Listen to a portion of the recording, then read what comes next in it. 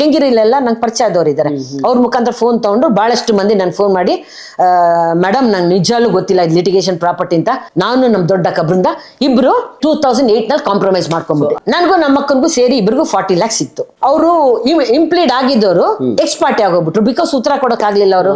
So ಇವಾಗ government ಅವ್ರ ಅಧಿಕಾರನ ಕಳ್ಕೊಂಡ್ಬಿಡ್ತು. ಅಂದ್ರೆ 2020 ನಲ್ಲಿ ಗಣೇಶನ್ ಹೆಸರಿಂದ 10 ಎಕರೆ ಈ ಹೆಸರು ಇದ್ದಿದ್ದು ಕಾರ್ತಿಕ್ ಹೆಸರು ಬಂದ್ಬಿಟ್ಟಿದೆ. ಅಂದ್ರೆ ಹೋದ ವರ್ಷ ನನ್ನ ತಮ್ಮ ಗಣೇಶನ್ನ ಮರ್ಡರ್ ಆಗಿದೆ. ಅದು ಬಹಳಷ್ಟು ಪಬ್ಲಿಕ್ ಹೇಳ್ತಾನೆ. ಕಾರಣ ಅವ್ರು ಹೇಳಿದ ಮೇರೆಗೆ ನಾನು 112ಗೆ ಕಂಪ್ಲೇಂಟ್ ರಿಜಿಸ್ಟರ್ ಮಾಡಿ ನಾನು ಹೊರಟೆ ಸ್ಟುಡಿಯೋ ಕಡೆ. ಕಾರ್ತಿಕ್ ಎಲ್ಲಿ ಸಿಕ್ಕಾಕೊಂಡು ಕಷ್ಟಪಟ್ಟಿರೋದೆಲ್ಲ ನನ್ಗೆ ವಿಚಾರ ಗೊತ್ತಾಯ್ತು.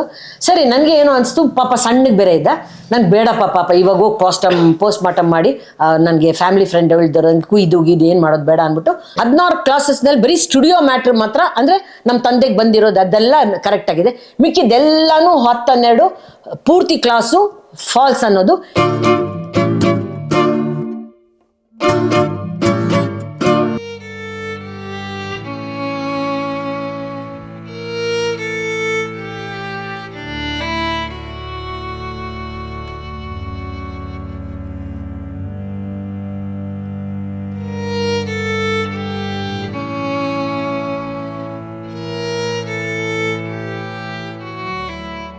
ನಮ್ಗೊಂದು ಅಪ್ಲಿಕೇಶನ್ ಹಾಕೊಂಡು ಈ ತರ 2 ಎಕರೆ ಮಾತ್ರ ಬಿಟ್ಕೊಟ್ಬಿಡಿ. ಇದಕ್ಕೆ ಮುಂಚೆ ಇನ್ನೊಂದು ಹೇಳ್ಬಿಡ್ತೀನಿ, 10 ಎಕರೆ ಮಾರಾಟ ಮಾಡ್ಕೊಂಡ್ರೆ ನೋಡಿ, ಇದು ಯಾಕೆಂದ್ರೆ ಇದನ್ನ ಮರ್ತಿರೋದು ಇದು. ಸೊ 2 ಎಕರೆ ಮಾರಾಟ ಮಾಡ್ಕೊಂಡಾದ್ಮೇಲೆ ಈ 10 ಎಕರೆ ಬಿಡುಗಡೆ ಮಾಡ್ಕೊಡೋದಕ್ಕೋಸ್ಕರ ನನಗೆ ಬಂದ್ಬಿಟ್ಟು ಏನಾಗಿದೆ, 10 ಎಕರೆ ಮಾರಾಟ ಮಾಡಿರೋದ್ರಲ್ಲಿ ಈ ಮಧ್ಯಮದ ವರ್ಗದ ಜನಗಳಿಗೆಲ್ಲ, ಕೆಂಗಿರಿ ಇರೋರು, ಉಪನಗರ ನಿಮ್ಗೆ ಗೊತ್ತಲ್ವೇ ಆ ಕಡೆ ಎಲ್ಲ, ಅವ್ರಿಗೆಲ್ಲ ಪ್ಲಾಟ್ಸ್ ಆಗಿ ಮಾರ್ಬಿಟ್ಟಿದ್ದಾರೆ ಇವರೆಲ್ಲ. 30-40 ಪ್ಲಾಟು, 40-60 ಆ ಥರ ಒಂದು ಪ್ಲಾಟ್ಸ್ ಸೈಟ್ಗಳನ್ನೆಲ್ಲ ಮಾರಾಟ ಮಾಡ್ಬಿಟ್ಟಿದ್ದಾರೆ. ಆ ದಾಖಲೆಗಳು ನನ್ನ ಹತ್ರ ಇದೆ, ಎಷ್ಟು ಜನಕ್ಕೆ ಮಾರಾಟ ಮಾಡಿದ್ದಾರೆ ನೋಡಿ. ಕೋಡ್ ಅಂದ್ರೆ ಸಬ್ ರಿಜಿಸ್ಟ್ರಾರ್ ಸರ್ಟಿಫಿಕೇಟ್ ಕಾಪಿ ನನ್ನ ಹತ್ರ ಇದೆ, ಎಷ್ಟು ಜನಕ್ಕೆ ಮಾರಾಟ ಮಾಡಿರೋದು. ಯಾರು ಮಾರಿದಾರಂತ ಅಂದ್ರೆ ಇವರು ಈಗ 10 ಎಕರೆ ಮಾರಾಟ ಮಾಡ್ಕೊಂಡು ತಗೊಂಡಿದ್ದಾರೆ ನೋಡಿ 4 ಜನ, ಅವರೇನೆ ಪ್ಲಾಟ್ಸ್ ಆಗಿ ಮಾರಾಟ ಮಾಡಿದ್ದಾರೆ. ಸುಮಾರು ಜನಕ್ಕೆ ಮಾರಾಟ ಮಾಡ್ಬಿಟ್ರು. ಅವ್ರಿಗೆ ಗೊತ್ತಾಗೋಗ್ಬಿಟ್ಟಿದೆ. ಆಮೇಲೆ ಅವ್ರಿಗೆ ಗೊತ್ತಾಗಿದೆ, ಓ ಇದು ಲಿಟಿಗೇಷನ್ ಪ್ರಾಪರ್ಟಿ ಅಂತ. ಬಹಳಷ್ಟು ಜನ ಪಾಪ ಹೆಂಗ್ ಫೋನ್ ನಂಬರ್ ತಗೊಂಡ್ರೆ ಏನೋ, ಕೆಂಗಿರಿಲೆಲ್ಲ ನಂಗೆ ಪರಿಚಯ ಆದವ್ರು ಇದ್ದಾರೆ. ಅವ್ರ ಮುಖಾಂತರ ಫೋನ್ ತಗೊಂಡು ಬಹಳಷ್ಟು ಮಂದಿ ನನ್ ಫೋನ್ ಮಾಡಿ, ಮೇಡಮ್ ನಂಗೆ ನಿಜಾಲು ಗೊತ್ತಿಲ್ಲ ಇದು ಲಿಟಿಗೇಷನ್ ಪ್ರಾಪರ್ಟಿ ಅಂತ. ನಾವೆಲ್ಲ ಕಷ್ಟಪಟ್ಟು ದುಡ್ದು ಉಳಿಸ್ಕೊಂಡಿರೋ ದುಡ್ಡನ್ನ ಈ ಪ್ಲಾಟ್ ಎಲ್ಲ ತೊಗೊಂಡ್ಬಿಟ್ಟಿದ್ದೀನಿ, ನಮ್ಗೆ ಅನ್ಯಾಯ ಆಗ್ತಾ ಇದೆ, ನೀವೇ ಇದಕ್ಕೆ ನಮ್ಗೆ ದಯವಿಟ್ಟು ಇದಕ್ಕೆ ಪರಿಹಾರ ಮಾಡ್ಕೊಡ್ಬೇಕು ಅಂದ್ರು. ನಾನು ಯೋಚನೆ ಮಾಡಿದೆ, ಎಲ್ಲ ಮಧ್ಯಮದ ವರ್ಗದವ್ರು ಗೊತ್ತೆ, 30-40 ಅಲ್ವಾ ಸೈಟ್ ತಗೊಂಡಿದ್ದಾರೆ ಪಾಪ. ಆ ಕಾಲದಲ್ಲಿ ನಾನು ಹೇಳ್ತಾ ಇರೋದು. ಸೊ ಎಷ್ಟು ನಿಮ್ಗೆ ಅವಾಗ ಕಡಿಮೆ ಸಿಕ್ಕಿರ್ತದೆಲ್ಲ ಏನು ಒಂದು ಅದು ಉಳಿತಾಯ ಮಾಡ್ಕೊಂಡ್ರು ಹಣದಲ್ಲಿ ತಗೊಂಡಿರೋದು. ನಂಗೆ ಅವರೆಲ್ಲ ಕೆಲವು ಜನ ಅವ್ರು ಹೆಂಡ್ತಿದ್ರು ನನ್ನ ಹತ್ರ ಹತ್ಕೊಂಡು ಹೇಳಿದ್ರು, ನಾವು ಕಷ್ಟಪಟ್ಟು ದುಡ್ದಿರೋದು ಉಳಿತಾಯದ್ರಲ್ಲಿ ನಮ್ ಕೆಂಗೇರಿಗೆ ಹತ್ರ ಅಲ್ವೇ ಇದು ಅಂತ ಹೇಳಿದ್ಮೇಲೆ ನಾನು ನಮ್ಮ ವಕೀಲರ ಹತ್ರ ಮಾತುಕತೆ ಮಾಡಿದ್ವಿ. ಆಮೇಲೆ ಅವ್ರು ಹೇಳಿದ್ರು ಆಯ್ತು ಇದನ್ನ ಕಾಂಪ್ರಮೈಸ್ ಮಾಡ್ಕೊಳ್ಳೋಣ ಅಂತ. ನಾನು ನಮ್ಮ ದೊಡ್ಡ ಕಬ್ರಿಂದ ಇಬ್ರು 2008 ನಲ್ಲಿ ಕಾಂಪ್ರಮೈಸ್ ಮಾಡ್ಕೊಂಡ್ಬಿಟ್ಟು ಆ ಮಾರಿದ 10 ಎಕರೆಯಲ್ಲಿ 10 ಎಕರೆ ಕತೆ ಅಲ್ಲಿ ಮುಗೀತು. ಆ ಸ್ಟೋರಿ ಮುಗೀತು. ನನಗೂ ನಮ್ಮ ಅಕ್ಕನಿಗೂ ಸೇರಿ ಇಬ್ರಿಗೂ 40 lakhs ಸಿಕ್ತು. ಸೊ ಅದನ್ನ ಬಿಟ್ಬಿಡಿ ಇವಾಗ. ಬಟ್ ಇವಾಗ್ಲೂ ಕಾನೂನು ರೀತಿಯಾಗಿ ನಾವೇನು ಮಾಡೋಕ್ಕಾಗಿಲ್ಲ, ಕೆಲ ನಾನು ಕಾಂಪ್ರಮೈಸ್ ಮಾಡ್ಕೊಂಡಿದ್ದೀವಿ. ಬಟ್ ಇದ್ರೂ ಇದ್ರಲ್ಲಿ ಅವ್ಯವಹಾರ ನಡೆದಿದೆ, ಅದನ್ನ ಮಾತ್ರ ನಿಮ್ಮ ಮಾಧ್ಯಮದ ಮುಖಾಂತರ ಹೇಳ್ಕೊಳ್ತೀವಿ. 10 ಎಕರೆ ನಡೆದಿರೋದು ಪೂರ್ತಿ ಅವ್ಯವಹಾರ. ₹1 ಇದ್ರ ಸ್ಟುಡಿಯೋ ಬೆಳವಣಿಗೆ ಹಾಕಿಲ್ಲ, ಅದೆಲ್ಲ ನನ್ ಗಮನಕ್ಕೆ ಬಂತು. ಆಮೇಲೆ ಬಂದಿರೋ ದುಡ್ಡನ್ನ ಸ್ಟುಡಿಯೋಗೆ ಹಾಕಿಲ್ಲ ₹1 ಹಾಕಿಲ್ಲ. ನೋಡಿ ಇದನ್ನು ಹೆಂಗ್ ನಡೀತು ಅಂತ ಇದ್ರ ಬಗ್ಗೆ ತುಂಬಾ ಇಂಪಾರ್ಟೆಂಟ್ ಇವಾಗ ಹೇಳೋದು ನಾನು. ನನಗೆ ಬಂದ್ಬಿಟ್ಟು ಏನಾಗೋದ್ರು ಈ ವಿಷ್ಣುವರ್ಧನ್ ಸ್ಮಾರಕ ಕಟ್ಟೋದಕ್ಕೋಸ್ಕರ ಯಾವಾಗ ಲೀಗಲ್ ಆಗಿ ನಾವು ರಿಜಿಸ್ಟರ್ ಮಾಡ್ಕೊಡ್ಬೇಕು ಅಂತ ಒಂದು ಇಶ್ಯೂ ಎದೇಳ್ತು, ಅವಾಗ ಅವ್ರೇನ್ ಮಾಡಿದ್ರು ಅಂದ್ರೆ ಗೌರ್ಮೆಂಟ್ ಕಡೆಯಿಂದ ಇಬ್ರು ನಮ್ ಕೇಸ್ ನಲ್ಲಿ ಇಂಪ್ಲೀಡ್ ಮಾಡ್ಕೊಂಡು ಬಂದ್ರು. ಅಂದ್ರೆ ರೆವಿನ್ಯೂ ಡಿಪಾರ್ಟ್ಮೆಂಟ್ ಕಮಿಷನರ್ ಸರ್, ಆಮೇಲೆ ತಹಸೀಲ್ದಾರ್ ಅವರು, ಇವರಿಬ್ರು ನಾವು ಪಾರ್ಟಿಯಾಗಿ ಬರ್ತೀವಿ ಈ ಕೇಸ್ ನಲ್ಲಿ ಅಂತ ಬಂದ್ರು. ನಾವು ಅನುಮತಿ ಕೊಟ್ಬಿಟ್ವಿ ಬರ್ಲಿ ಅಂತ. ಅವ್ರು ನೋಡಿ ಕೇಸ್ ನಲ್ಲಿ ಬಂದ್ರು. ಅವ್ರು ಹೇಳಿದ್ರು ಈ ಸ್ಟುಡಿಯೋದು ಬಂದ್ಬಿಟ್ಟು ನಮ್ಗೆ ಹಕ್ಕಿದೆ, ನಮ್ಗೆ ಪೂರ್ತಿ ಜಾಗ ನಾವು ತಗೊಳ್ಬಹುದು, ಅದಕ್ಕೆ 2 ಎಕರೆ ನಮ್ಗೆ ಬೇಕೇ ಬೇಕು ಅನ್ನೋದು ಅವ್ರ ಕಡೆಯಿಂದ. ಅದನ್ನು ಬೇಕಾದ್ರೆ ದಾಖಲೆಗಳಿದೆ, ಕೋರ್ಟ್ ಸರ್ಟಿಫಿಕೇಟ್ ಕಾಪಿ, ನಾನು ಅದನ್ನು ಬೇಕಾದ್ರೆ ಯಾರು ಬೇಕಾದ್ರೂ ಕೇಳಿದ್ರು ಕಳ್ಸಿಕೊಡ್ತೀನಿ. ಸರಿ, ಅವ್ರ ಈ ತರ ಕೇಳಿದ್ಮೇಲೆ ಏನಾಗೋಯ್ತು ಅಂದ್ರೆ ನಾವು ಚಾಲೆಂಜ್ ಮಾಡಿದ್ವಿ.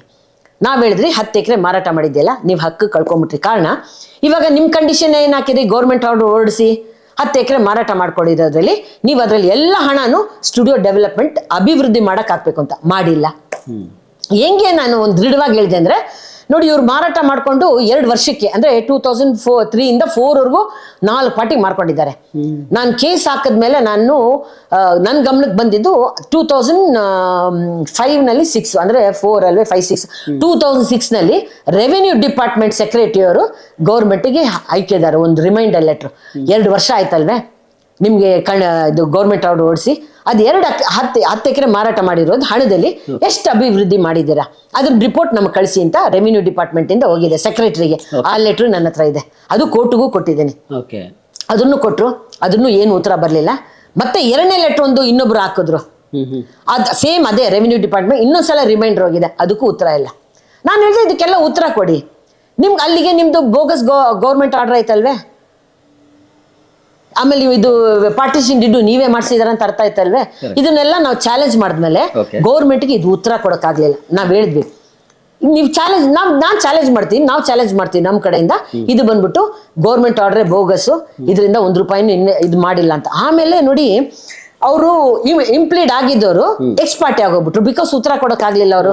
ಸೊ ಇವಾಗ ಗೌರ್ಮೆಂಟ್ ಅವ್ರ ಅಧಿಕಾರನ ಕಳ್ಕೊಂಡ್ಬಿಡ್ತು, ಅಂದ್ರೆ ಇದ್ರಲ್ಲಿ ಇಷ್ಟು ಜಾಗದಲ್ಲಿ ಅವ್ರಿಗೆ ಏನ್ ಹಕ್ಕು ಇಲ್ಲ ಅಂತ. ಇದಾದ್ಮೇಲೆ ನಾವು ಚಾಲೆಂಜ್ ಮಾಡಿದ್ಮೇಲೆ ಶಂಕರ್ ಸರ್ ಅಂತ ಇದ್ರು ಅಲ್ವೇ ಅವಾಗ ರೆವಿನ್ಯೂದು ಕಮಿಷನರ್ ಸರ್, ಅವ್ರು ಮಾತುಕತೆ ಮಾಡಿದ್ರು. ಅವ್ರು ಹೇಳಿದಾಗ ನಾನು ಹೇಳಿದೆ ಇವಾಗ ಈ ತರ ಎಲ್ಲ ನೋಡೋದೈತಾರೆ. ಆಮೇಲೆ ಅವ್ರು ಬಂದ್ಬಿಟ್ಟು ನೋಟಿಸ್ ಕಳ್ಸಿದ್ದಾರೆ ಸ್ಟುಡಿಯೋಗೆ. ನಾ ಬಂದು ಚೆಕ್ ಮಾಡಿದೆ, ಇದ್ರ ಸ್ಟುಡಿಯೋ ಏನು ಅಭಿವೃದ್ಧಿ ಆಗಿಲ್ಲ, ನಾ ವಾಪಸ್ ತಗೊಳ್ತೀವಿ ಅಂತ. ಬಟ್ ಹೇಗೆ ವಾಪಸ್ ತಗೊಳ್ತೀರಾ? ಫಸ್ಟ್ 10 ಎಕರೆಗೆ ನಿಮ್ದು ಅದನ್ನ ಪ್ರೂವ್ ಮಾಡ್ಬೇಕಲ್ವೇ, ಕಾನೂನು ರೀತಿ ಪ್ರೂವ್ ಮಾಡ್ಬೇಕು. ಸೊ ನಾನು ಹೇಳ್ಬಿಟ್ಟು ಆಯ್ತು ಅದನ್ನು ನೀವು ಮುಂದುವರಿಸಿ ಕೇಸ್ನಲ್ಲಿ, ವಿ ವಿಲ್ ಚಾಲೆಂಜ್ ಇಟ್ ಅಂದೆ. ಸೊ ಅದನ್ನು ಏನು ಮಾಡೋಕ್ಕಾಗ್ಲಿಲ್ಲ, ಹಂಗೇ ಮಣ್ಣಲ್ಲಿ ಊತಾಕ್ಬಿಟ್ರಿ ಈ ಮ್ಯಾಟ್ರನ್ನೇ. ಇಷ್ಟು ಇದು ಸತ್ಯ, ನನ್ನ ದಾಖಲೆಗಳಿದೆ ನನ್ನ ಹತ್ರ. ಸೊ ಇದೆಲ್ಲದ್ರ ಮಧ್ಯದಲ್ಲಿ ಈಗ ಹೆಚ್ಚು ಚರ್ಚೆಗೆ ಬಂದಿದ್ದೆ ವಿಷ್ಣುವರ್ಧನ್ ಸ್ಮಾರಕ. ಹೌದು, ಅದಾದ್ಮೇಲೆ ಏನಾಯ್ತು ಅಂತ ನಿಮ್ಮ ಹತ್ರ ಹೇಳ್ತೀನಿ. ಅದ್ ನಂತರ ಏನಾಯ್ತು ಅಂತ ನೋಡಿ. ಇವಾಗ ಏನಾಗೋಯ್ತು ಅಂದ್ರೆ 2020ನಲ್ಲಿ ಗಣೇಶನ್ ಹೆಸರಿಂದ 10 ಎಕರೆ ಈ ಹೆಸರು ಇದ್ದಿದ್ದು ಕಾರ್ತಿಕ್ ಹೆಸರು ಬಂದ್ಬಿಟ್ಟಿದೆ. ಅಂದ್ರೆ ಕೊನೆ ತಮ್ಮನ ಹೆಸರು, ಕೊನೆ ತಮ್ಮನ ಮಗನ ಹೆಸರು ಬಂದ್ಬಿಟ್ಟಿದೆ. ಅವಾಗ 2018ನಲ್ಲಿ ಶ್ರೀನಿವಾಸ್ ತೀರ್ಕೊಂಬಿಟ್ಟ. ಹೋದ ವರ್ಷ ನನ್ನ ತಮ್ಮ ಗಣೇಶನ್ನ ಮರ್ಡರ್ ಆಗಿದೆ. ಅದು ಬಹಳಷ್ಟು ಪಬ್ಲಿಕ್ ಹೇಳ್ತಾನೆ. ಕಾರಣ ನಮ್ಮ ವಕೀಲರು ಹೇಳಿದ್ರು ಸ್ವಲ್ಪ ಪಬ್ಲಿಕ್ ಮಾಡಿ, ಯಾಕೆಂದರೆ FIR ಫೈಲ್ ಮಾಡಿದ್ದೀನಿ ಹುಳಿಮಾವು ಪೊಲೀಸ್ ಸ್ಟೇಷನಲ್ಲಿ.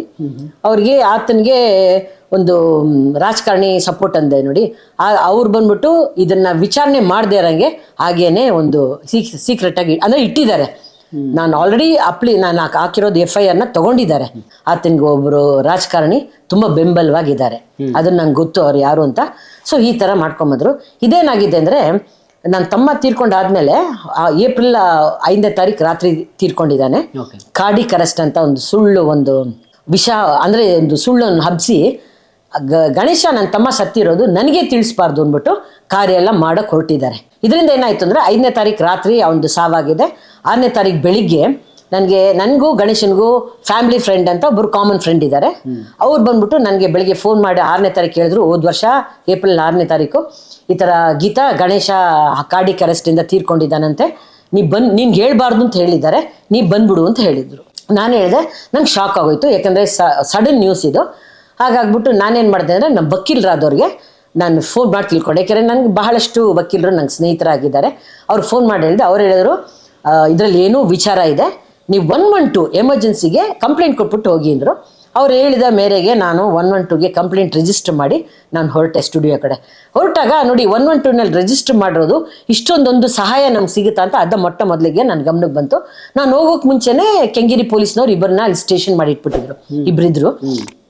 ನಾನು ಹೋಗಿ ನನ್ನ ತಮ್ಮನ್ನ ನೋಡ್ಬಿಟ್ಟು ಒಂಥರ ದುಃಖ ಆಯಿತು. ಅವ್ರ ಕಾರ್ಯ ಮಾಡೋದ್ರಿಗೂ ವೆಯ್ಟ್ ಮಾಡೋಣ ಅಂತ ಕೂತಾಗ ನೋಡಿ ಶುರು ಆಯಿತು. ಅವ್ರ ಕಾರ್ತಿಕ್ ಕಡೆಯಿಂದ ಅವ್ರದ್ದೇ ಒಂದು ಗುಂಪಿದೆ, ಅವ್ರ ಕಡೆಯಿಂದ ಒಬ್ರು ಬಂದು ನನಗೆ ನೀವು ಕಂಪ್ಲೇಂಟ್ ವಾಪಸ್ ತೊಗೊಳ್ಳಿ, ಕಾರ್ಯ ಮಾಡೋಕ್ಕೆ ಬಿಡಿ ಅಂತ ಒತ್ತಡ ಕೊಡೋಕ್ಕೆ ಶುರು ಮಾಡಿದ್ರು. ಒತ್ತಡ ಕೊಡೋಕ್ಕೆ ಶುರು ಮಾಡಿದ್ಮೇಲೆ ನಾನು ನಮ್ಮ ವಕೀಲರಿಗೆ ಮತ್ತೆ ಫೋನ್ ಮಾಡಿದ್ದಕ್ಕೆ ಅವ್ರು ಹೇಳಿದ್ರು, ಬೇಡಿ ಪೋಸ್ಟ್ ಮಾರ್ಟಮ್ ಕಳಿಸಿ, ನೀವು ಕಂಪ್ಲೇಂಟ್ ವಾಪಸ್ ತೊಗೊಳ್ಬಿಡಿ ಅಂತ ಮತ್ತೆ ನಂಗೆ ಅವ್ರು ಅಡ್ವೈಸ್ ಮಾಡಿದ್ರು. ಮತ್ತೆ ನಾನು ಕೂತ್ಕೊಂಡೆ, ಮತ್ತೆ ಒತ್ತಡ ಮಾಡೋಕ್ಕೆ ಶುರು ಮಾಡಿದ್ರು. ಏನು ಇದು ಯಮಗಂಡ ಕಾಲ 12 ಗಂಟೆಯಿಂದ ಶುರು ಆಗುತ್ತೆ, ಕಂಪ್ಲೇಂಟ್ ತೊಗೊಳ್ಳಿ ಅಂತ ನಂಗೆ ತುಂಬ ಒತ್ತಡ ಕೊಡೋಕ್ಕೆ ಶುರು ಮಾಡಿದ್ರು. ಮತ್ತೆ ನನಗೆ ಏನಾಗೋಯ್ತು ಅಂದರೆ ಅಲ್ಲಿ ನನಗೆ ಆತ್ಮೀಯರಾದವರು ಒಬ್ಬರು ಫ್ಯಾಮಿಲಿ ಫ್ರೆಂಡ್ ಇದೆ ಅಂತ ಹೇಳಿದ್ರಲ್ಲ, ಅವರು ಬಂದಿದ್ರು. ಅವ್ರು ಗಣೇಶನ್ಗೂ ನನಗೆ ಇಬ್ಬರು ಕಾಮನ್ ಫ್ರೆಂಡ್ ಅವರು.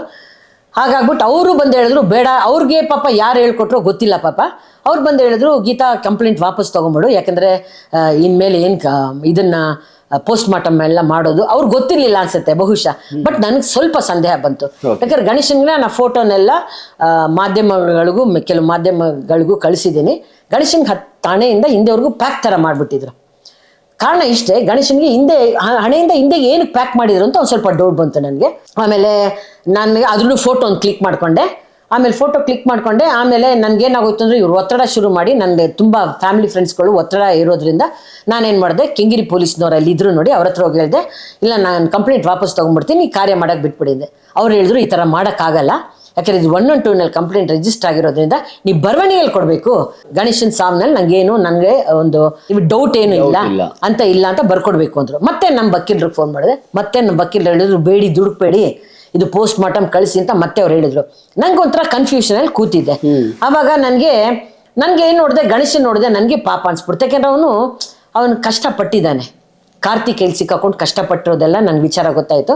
ಸರಿ, ನನಗೆ ಏನೋ ಅನಿಸ್ತು, ಪಾಪ ಸಣ್ಣಗೆ ಬೇರೆ ಇದ್ದ, ನಂಗೆ ಬೇಡಪ್ಪ ಪಾಪ ಇವಾಗ ಹೋಗಿ ಪೋಸ್ಟ್ ಮಾರ್ಟಮ್ ಮಾಡಿ ನನಗೆ ಫ್ಯಾಮಿಲಿ ಫ್ರೆಂಡ್ ಹೇಳಿದ್ರು, ನಂಗೆ ಕುಯ್ದು ಏನು ಮಾಡೋದು ಬೇಡ ಅಂದ್ಬಿಟ್ಟು ದುಡುಕ್ಬಿಟ್ಟು ಏನು ಮಾಡಿದೆ ಅಂದರೆ, ನಾನು ರಿಟರ್ನಲ್ಲಿ ಕಂಪ್ಲೇಂಟ್ ವಾಪಸ್ ಪಡೆದ್ಬಿಟ್ಟೆ. ಕ್ರಿಮೇಷನ್ ಮಾಡಿಬಿಟ್ರು, ಅವರು ಸುಟ್ಟು ಅಲ್ಲೇ ಸ್ಟುಡಿಯೋನಲ್ಲೇ ಸುಟ್ಟರು. ಇದು ಬಂದ್ಬಿಟ್ಟು ಅವ್ನು ಸತ್ತಿರೋದು ದೊಡ್ಡಕಮ್ಮನಹಳ್ಳಿಲಿ. ಅವರು ಮನೇಲಿ ಅವ್ನು ಇದ್ದಿದ್ದ ಮನೆಯಲ್ಲಿ ದೊಡ್ಡಕಮ್ಮನಲ್ಲಿ ಸತ್ತಿದ್ದಾನೆ. ಇವ್ರು ಹೋಗಿ ಏನು ಮಾಡಿದ್ದಾರೆ ಅಂದರೆ, ಕಾರ್ತಿಕ್ ಅವ್ರು ಹೋಗ್ಬಿಟ್ಟು ಕೆಂಗೇರಿ ಇದು ರಿಜಿಸ್ಟರ್ ಆಫೀಸ್ ಇದೆ ನೋಡಿ, ಬರ್ತ್ ಆ್ಯಂಡ್ ಡೆತ್, ಅಲ್ಲಿ ಹೋಗಿ ಕೇಳಿದ್ದಾರೆ ಬರ್ತ್ ಸರ್ಟಿಫಿಕೇಟ್ಗೋಸ್ಕರ, ಕೊಟ್ಟಿಲ್ಲ. ಅವ್ರೇನು ಹೇಳಿದ್ರು, ಯಾಕಂದ್ರೆ ಇವರೇ ಬರ್ಕೊಟ್ಬಿಟ್ಟಿದ್ದಾರೆ, ಇವರೇ ಹೇಳ್ಬಿಟ್ಟಿದ್ದಾರೆ ಇದು ಬಂದ್ಬಿಟ್ಟು ಗಣೇಶ್ ಸತ್ತಿರೋದು ದೊಡ್ಡಕಮ್ಮನಹಳ್ಳಿಲಿ ಅಂತ. ಅದು ಹೇಳಿದ್ಮೇಲೆ ಇವ್ರ ಹೆಂಗ್ ಬದಲಾಯಿಸಕ್ಕೆ, ಅವ್ರು ಹೇಳಿದ್ರು ದೊಡ್ಡಕಮ್ಮನಹಳ್ಳಿ ನಡೆದಿರೋದಂತ ಆಲ್ರೆಡಿ ನಮ್ಗೆ ಮೆಸೇಜ್ ರಿಸೀವ್ ಆಗಿಬಿಟ್ಟಿದೆ, ನಾವು ಡೆತ್ ಸರ್ಟಿಫಿಕೇಟ್ ಕೊಡೋಕ್ಕಾಗಲ್ಲ ಅಂದ್ಬಿಟ್ಟಿದ್ದಾರೆ. ಈ ಡೆತ್ ಸರ್ಟಿಫಿಕೇಟ್ ತೊಗೊಳೋದಕ್ಕೆ 2 ತಿಂಗಳು ಓಡಾಡಿದ್ದಾರೆ ಇವರು, ಕಾರ್ತಿಕ್. ಆಮೇಲೆ ಏನ್ ಮಾಡಿದ್ದಾರೆ ಅಂದ್ರೆ, ಕೆಂಗೇರಿ ರಿಜಿಸ್ಟರ್ ಆಫೀಸ್ ಇದೆ ನೋಡಿ, ಬರ್ತ್ ಅಂಡ್ ಡೆತ್, ಅಲ್ಲಿ ಅವ್ರ ಮೇಲೆ ಕೇಸ್ ಹಾಕಿದಾರಂತೆ. ಕೇಸ್ ಹಾಕ್ಬಿಟ್ಟು ಇಲ್ಲಿ ನಡೆದಿರೋದು, ಅವ್ರಿಗೆ ಎಲ್ಲಿ ನಡೆದಿರೋದು ಕೆಂಗೇರಿ, ಅಂದ್ರೆ ಕ್ರಿಮೇಷನ್ ಮಾಡಿರೋದು ಸ್ಟುಡಿಯೋಲಿ, ಅದು ಕೊಡಿ ಅಂತ ಅವ್ರಿಗೂ ಏನೋ ತೊಂದರೆ ಕೊಟ್ಬಿಟ್ಟು ಕೊನೆಗೆ 2 ತಿಂಗಳಾದ್ಮೇಲೆ ಡೆತ್ ಸರ್ಟಿಫಿಕೇಟ್ ತೊಗೊಂಡಿದ್ದಾರೆ ಕೆಂಗೇರಿಯಿಂದ. ಆಮೇಲೆ ಕಾರ್ತಿಕ್ ಏನ್ ಮಾಡ್ಕೊಂಡ ಅಂದ್ರೆ, ಗಣೇಶ ಸತ್ತಿದ್ದು ಏಪ್ರಿಲ್ ಅಲ್ವೇ ಹೋದ ವರ್ಷ, 11ನೇ ತಿಂಗಳು ಹೋದ ವರ್ಷದಲ್ಲಿ ಒಂದು ಸುಳ್ಳು ಕೇಸ್ ಹಾಕ್ಬಿಟ್ಟ. ಅಂದ್ರೆ ಆ ಕೇಸು ಸಿವಿಲ್ ಕೇಸ್ನಲ್ಲಿ ಒಂದು ಫೈಲ್ ಮಾಡಿದ್ದಾನೆ. ಅದು ಬಂದ್ಬಿಟ್ಟು ಏನ್ ಮಾಡಿದ ಅಂದ್ರೆ, ಎಲ್ಲ ಬರೀ ಸುಳ್ಳು ಹೇಳಿ ಫೈಲ್ ಮಾಡಿದ್ದಾನೆ.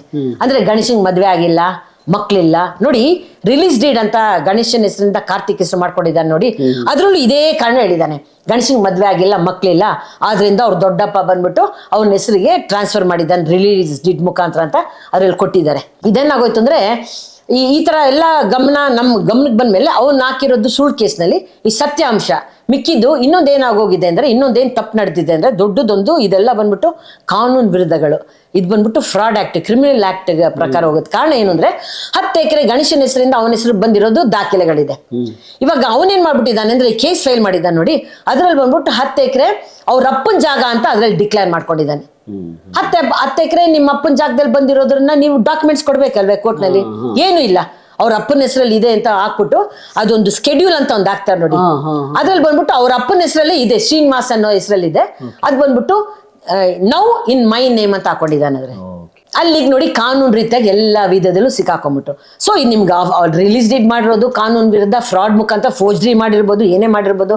ಇವಾಗ ಅದೇ ಈ ಕೇಸ್ನಲ್ಲಿ ಹಾಕೊಳ್ಬೇಕಾದ್ರೆ ಇವಾಗ ಅದೇ ನಿಮ್ಮ ಅಪ್ಪನ ಹೆಸರಲ್ಲಿ ಬಂದಿರೋದು ಅಂತ ದಾಖಲೆಗಳಿಲ್ಲ. ಅದಕ್ಕೆ ಇವಾಗ ನಾವು ಬೇರೆ ರೀತಿ ಕಾನೂನು, ಈ ಕೇಸ್ ಅಂತೂ ಕಾರ್ತಿಕ್ ಅಂತೂ ಕೈ ಬಿಟ್ಟು ಹೋಗ್ತಾ ಇದೆ. ನನ್ನ ಪರವಾಗಿ ಸ್ಟ್ರಾಂಗ್ ಆಗಿದೆ. ಯಾಕಂದ್ರೆ ಪ್ರತಿ ಒಂದನ್ನು ಅವ್ನು ಹಾಕೊಂಡಿರೋದು, ಈ ಕೇಸ್ ನಾನೇ ನಡೆಸ್ತಾ ಇದ್ದೀನಿ ಖುದ್ದಾಗಿ, ಪಾರ್ಟಿನ್ ಪರ್ಸನ್ ಆಗಿ. ಸೊ ಅವನೊಂದು 16 ಕ್ಲಾಸಸ್ ಹಾಕಿದ್ದಾನೆ.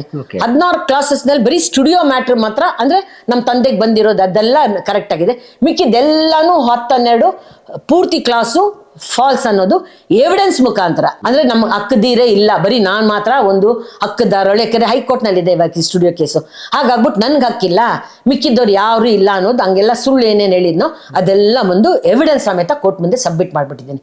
ಹಾಯ್, ಎಲ್ಲರಿಗೂ ನಮಸ್ಕಾರ. ನಾನು ನಿಮ್ಮ ಗೌತಮಿ ಜಾಧವ್.